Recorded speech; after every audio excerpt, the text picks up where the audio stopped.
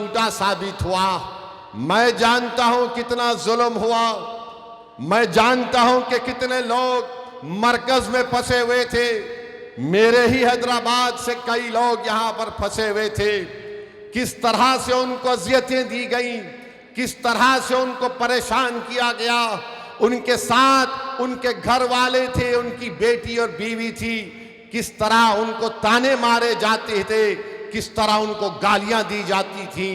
कहां था ये केजरीवाल जो आज अपने आप को कहता है कि मैं बड़ा सेक्युलर हूं। मेरे अजीज दोस्तों और बुजुर्गों, इन बात को याद रखिए कि इस शख्स और उसकी पार्टी और हुकूमत की तरफ से पूरे मुल्क में अगर सबसे पहले इल्जाम किसी ने लगाया तो इस केजरीवाल ने एफआईआर दर्ज करवाया।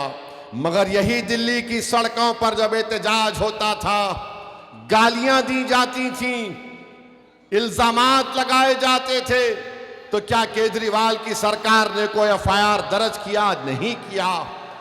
तो मेरे अजीज दोस्तों और बुजुर्गों, मैं आपको ये भी बताना चाहता हूं कि आज 30 जनवरी है। आज ही के दिन गांधी को गोली मारकर हलाक कर दिया गया था। गांधी को क्यों मारा गया था? क्योंकि गांधी भूख हड़ताल पर बैठे थे। उस वक्त मुसलमानों पर जुल्म हो रहा था। खुतबुद्दीन बख्तियार काकी रहमतुल्लाह अलैह की दरगाह को नुकसान पहुंचाया गया था। गांधी वहां पर पहुंचकर उसका तामीरी काम शुरू कराते हैं। गांधी मुसलमानों पर जुल्म को बंद कराने के लिए, सच्चाई के लिए गांधी ने भूख हड़ताल की थी। तो गोडसे आकर गांधी के सीने में गोली मार देता है। मैं बड़ी इज्जत के साथ कह रहा हूं कि गांधी के मारने की साजिश में जस्टिस कपूर कमीशन की रिपोर्ट ने एक शख्स का नाम लिखा था।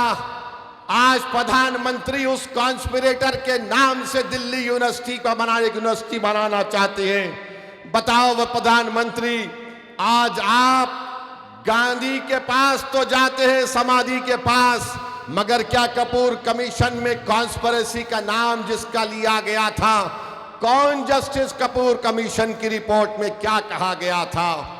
मैं तो कहूंगा, अगर वजीर आजम मोदी सच्चाई को जानते और मानते हैं तो हिंदुस्तान का सबसे पहला टेररिस्ट, इस आजाद हिंदुस्तान का सबसे बड़ा कोई टेररिस्ट था तो उसका नाम गोडसे था।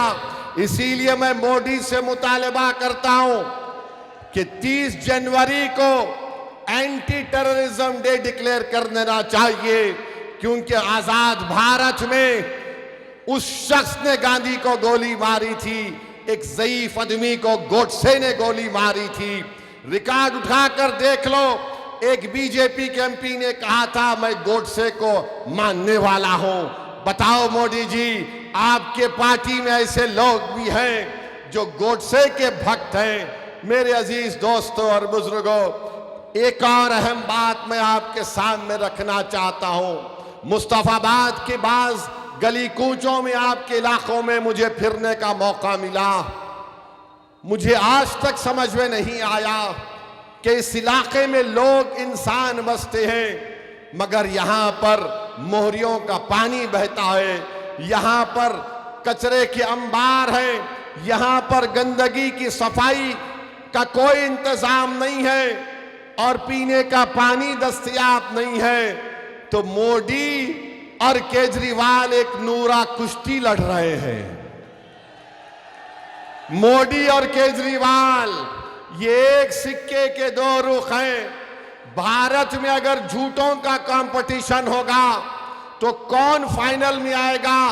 दो लोग जरूर फाइनल में आएंगे, एक मोदी और दूसरा केजरीवाल। ये कहता है कि पानी में जहर है, मोदी कहते नहीं है।